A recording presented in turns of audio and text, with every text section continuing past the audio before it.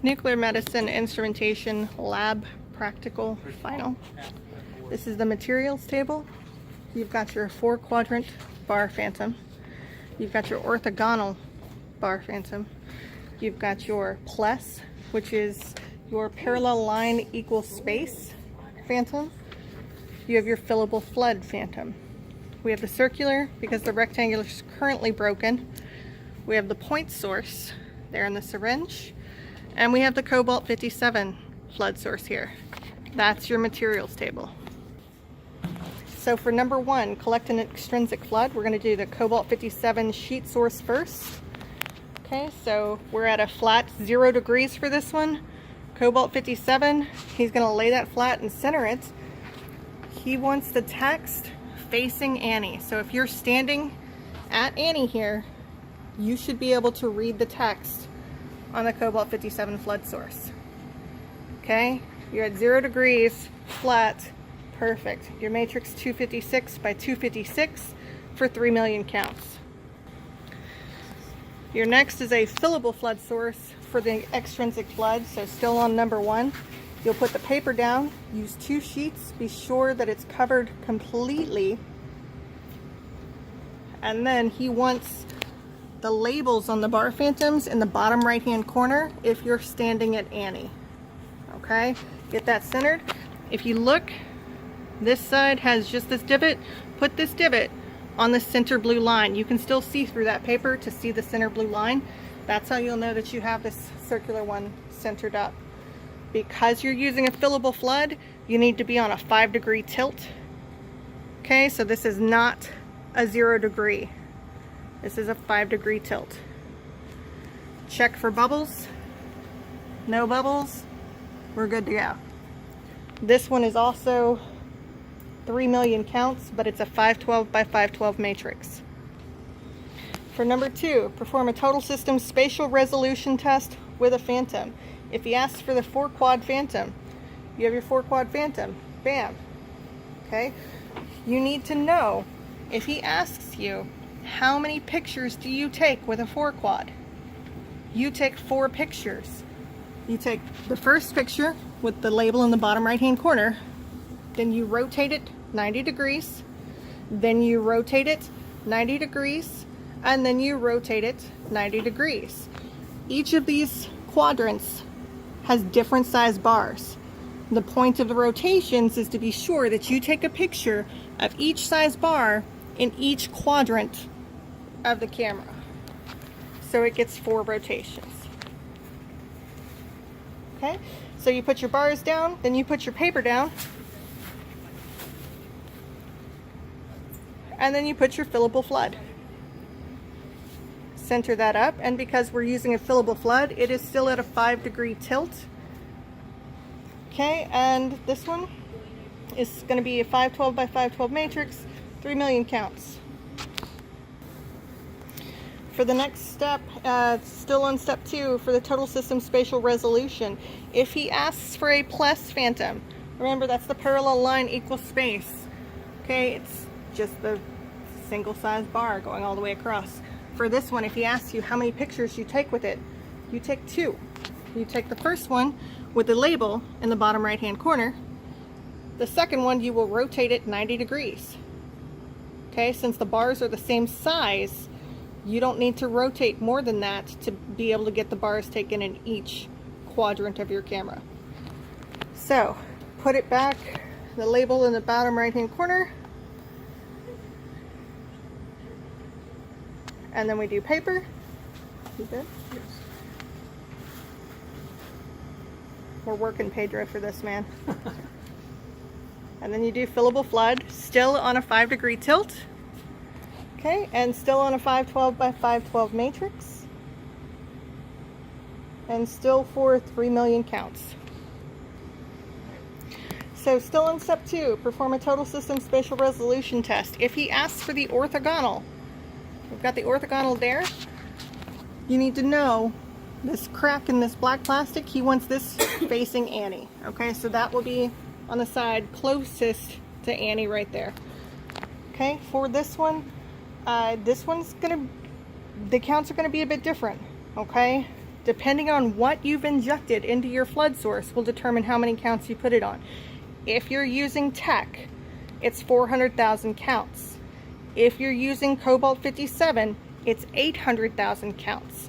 He specifically wanted you to be able to verbalize that information for him.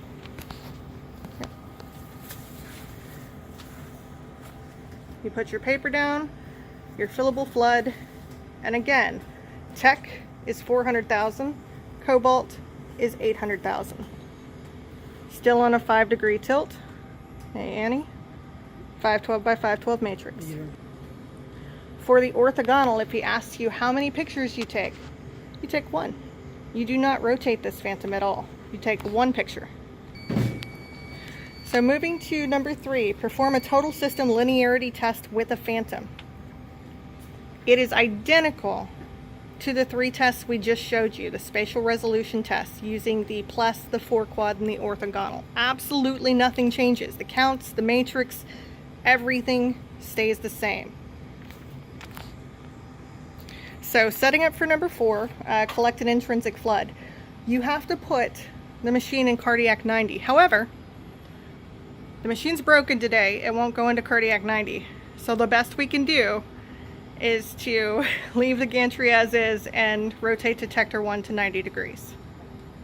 Okay, so if cardiac's still broken the day of the exam, this is what you will do. Put detector 1 at a 90-degree angle.